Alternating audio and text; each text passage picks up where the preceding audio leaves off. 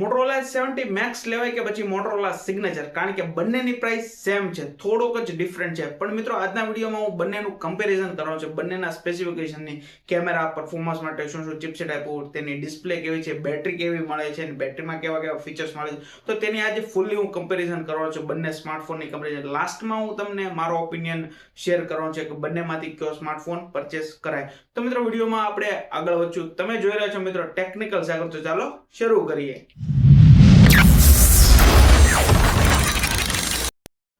તો મિત્રો સૌપ્રથમ વાત કરીએ બંને સ્માર્ટફોનની ડિસ્પ્લેની, તો મોટોરોલા H70 મેક્સમાં આપણને મળે છે 6.8 ઇંચની એક્સ્ટ્રીમ એમોલેડ ડિસ્પ્લે સાથે જોવા મળે છે 144 હર્ટ્ઝ રિફ્રેશ રેટ અને ડિસ્પ્લે પ્રોટેક્ટ થાય છે કોરિંગ ગોરિલા ગ્લાસ 7i થી.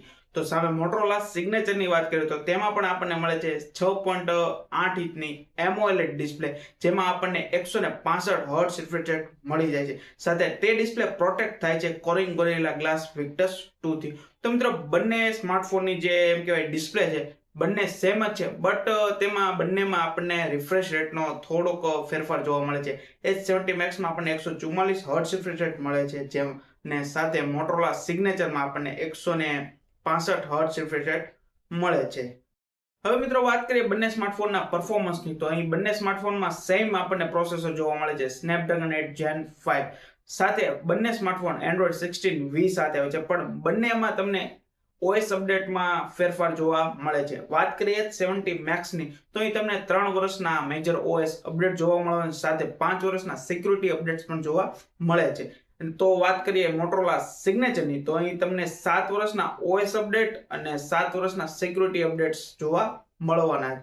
તો મિત્રો બંનેમાં એમ કહેવાય કે પરફોર્મન્સ માટે ચિપસેટ જે આપેલો છે તે સેમ છે, બંને સ્માર્ટફોન Android 16 સાથે આવે, પણ જે OS અપડેટ અને સિક્યુરિટી અપડેટ છે તેમાં તમને ફેરફાર જોવા મળે છે.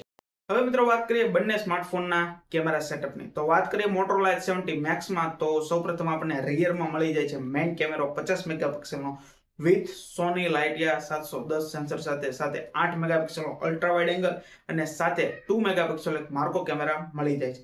સેલ્ફી અને વિડીયો કોલિંગ માટે મોટોરોલા H70 મેક્સમાં તમને 32 મેગાપિક્સલનો કેમેરો આપવામાં આવ્યો છે. વાત કરીએ હવે મોટોરોલા સિગ્નેચરની, તો અહીં તમને મેઇન કેમેરો 50 મેગાપિક્સલનો વિથ સોની લાઇટિયા 828 સેન્સર સાથે મળી જાય છે. 50 મેગાપિક્સલનો અલ્ટ્રા વાઇડ એંગલ અને સાથે 50 મેગાપિક્સલનો પેરિસ્કોપ કેમેરો અહીં જોવા મળે છે. ફ્રન્ટમાં વિડીયો કોલિંગ અને સેલ્ફી માટે પણ અહીં તમને 50 મેગાપિક્સલનો કેમેરો આપવામાં આવ્યો છે. તો મિત્રો કેમેરા સેટઅપની વાત કરીએ તો બંને ફોનમાં એમ કહેવાય કે ઘણો બધો ડિફરન્ટ છે. મોટોરોલા H70 મેક્સમાં 50, 8 અને 2 અને ફ્રન્ટમાં 32, સાથે મોટોરોલા સિગ્નેચરમાં બધા જ કેમેરા 50 મેગાપિક્સલના આપવામાં આવ્યા છે. તો મિત્રો કેમેરામાં જો તમારે વધારે ફોકસ હોય તો મોટોરોલા સિગ્નેચર એક તમારી માટે બેસ્ટ ઓપ્શન છે. હવે મિત્રો વાત કરીએ બંને સ્માર્ટફોનની બેટરીની, તો અહીં તમને મોટોરોલા H70 મેક્સમાં 7100 mAhની બેટરી સાથે 90 વોલ્ટનું ટર્બો પાવર ફાસ્ટ ચાર્જિંગ અને 25 વોલ્ટના વાયરલેસ ચાર્જિંગનો અહીં તમને ઓપ્શન જોવા મળે છે.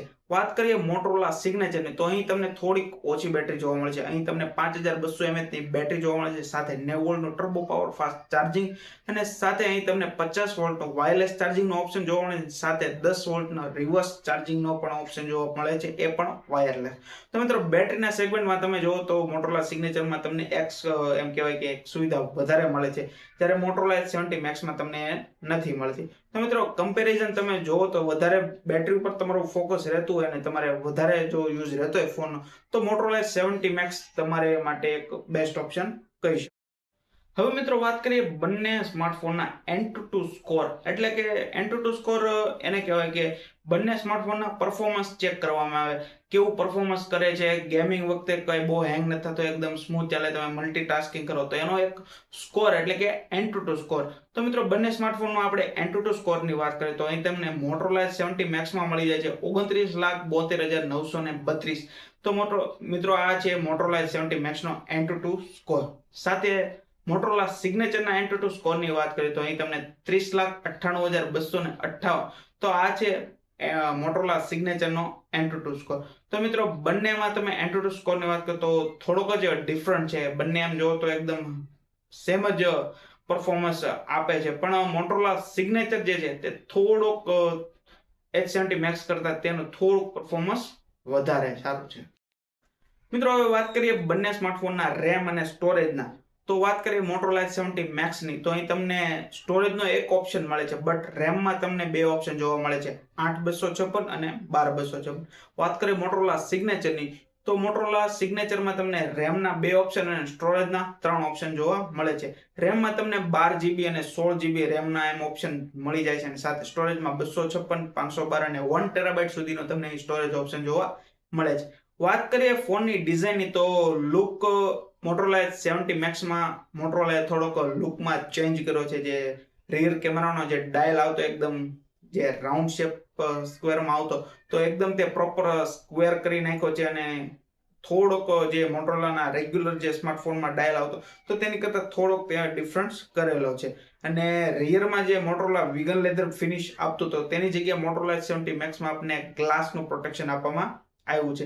સાથે મોટોરોલા સિગ્નેચરમાં તમને રિયરમાં સિમ્યુલર કેમેરા ડાયલ અને સાથે વેગન લેધર મેટ ફિનિશ આપવામાં આવ્યું છે, એટલે કે ફોન એકદમ પકડવામાં ગ્રીપમાં એકદમ એમ કહેવાય કે લાઇટ વેટ અને એકદમ પરફેક્ટ એમ કહેવાય કે વાઇબ લુક આપે છે. મિત્રો આ તો fully video Motorola H70 Max અને મોટોરોલા સિગ્નેચરના સ્પેસિફિકેશનનો કમ્પેરિઝનનો વિડીયો. તો મારો પર્સનલ ઓપિનિયન જાય છે મોટોરોલા સિગ્નેચરમાં, કારણ કે એમાં સારો એવો એક કેમેરા સેટઅપ મળી જાય છે, અને સાથે તમને અહીં 7 વર્ષના મેજર OS અપડેટ જોવા મળે છે. બટ તમારો પર્સનલ ઓપિનિયન શું છે તે મને કમેન્ટમાં જરૂર જણાવજો, કે તમારે મોટોરોલા H70 Max લેવો છે કે મોટોરોલા સિગ્નેચર. તો જે કંઈ બી તમારો ઓપિનિયન તો મને કમેન્ટમાં જરૂર જણાવજો, અને સાથે આવા જ કમ્પેરિઝનના જો તમારે વિડીયો જોવો હોય તો ચેનલને સબસ્ક્રાઇબ જરૂર કરજો અને વિડીયોને લાઈક શેર કરજો. મળશું મિત્રો નેક્સ્ટ વિડીયોમાં. ત્યાં સુધી બધાને જય શ્રી કૃષ્ણ, મહાદેવ.